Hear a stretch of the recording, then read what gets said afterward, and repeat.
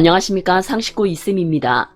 2차 긴급재난지원금에 대한 내용을 담은 4차 추경안이 오는 10일 확정 발표 후 11일 국회에 제출될 예정이라고 합니다. 2차 긴급재난지원금 누가 얼마나 어떻게 받는가에 대한 윤곽이 잡히고 있습니다.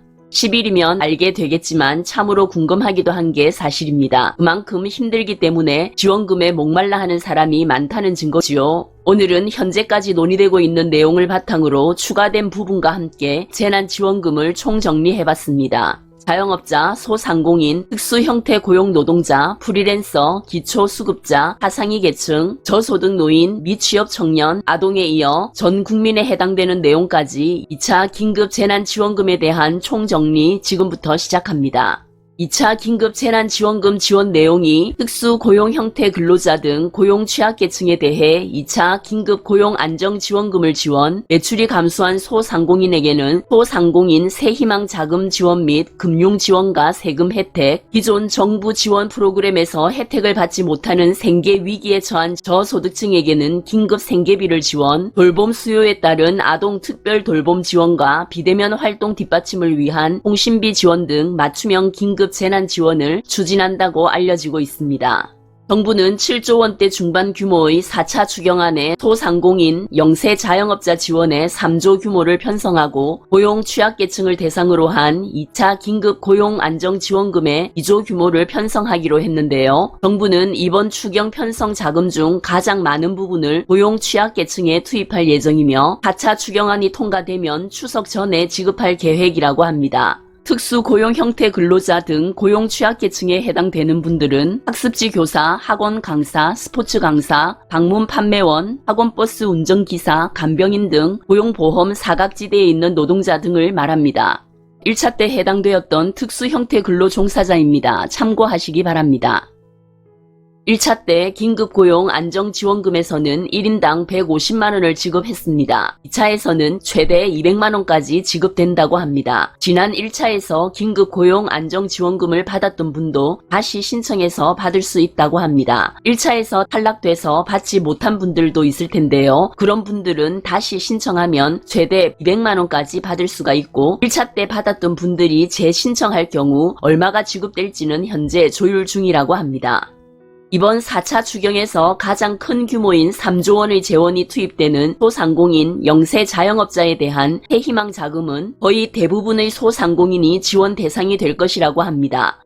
사회적 거리두기 2.5단계 실시로 소상공인 및 영세 자영업자들의 손실이 매우 큰데요. 코로나19 재확산 방지를 위해 영업을 금지한 만큼 손실의 일정 부분을 보상해주는 성격이라고 합니다. 정부는 12개 고위험 시설 업종 중 유흥업종을 뺀 나머지에 대해서는 새희망 자금이라고 해서 자영업자에게 지원을 하게 됩니다.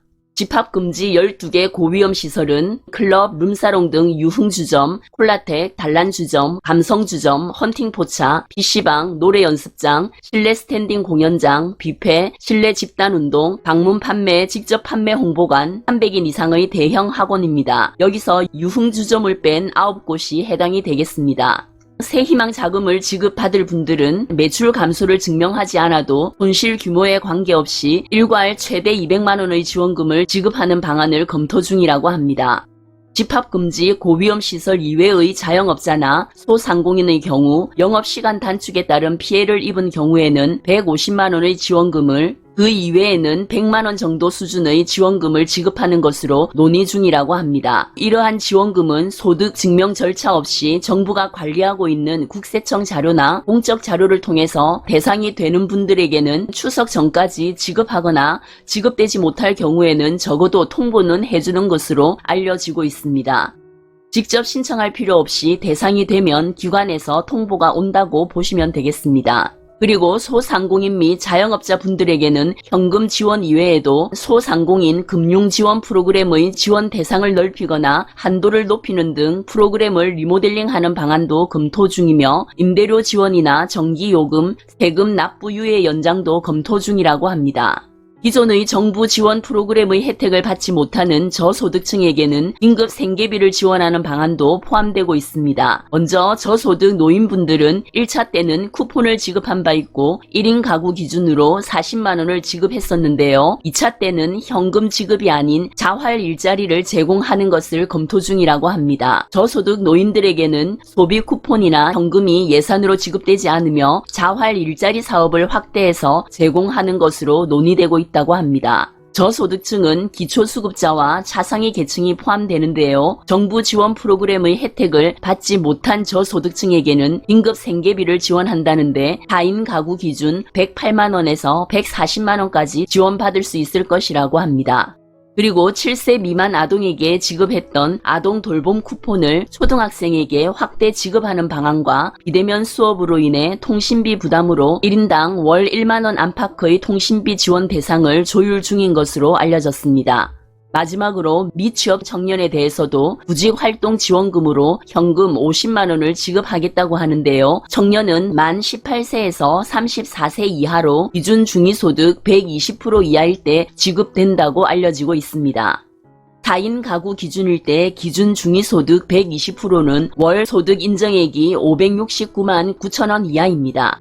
현재 청년 구직활동 지원금을 받고 계신 분도 중복으로 수령 가능하다고 알려지고 있습니다만 아직 정확하게 결정된 바는 없지만 큰 윤곽이 현재 내용들로 다듬어지고 있다고 생각하면 될 것 같습니다.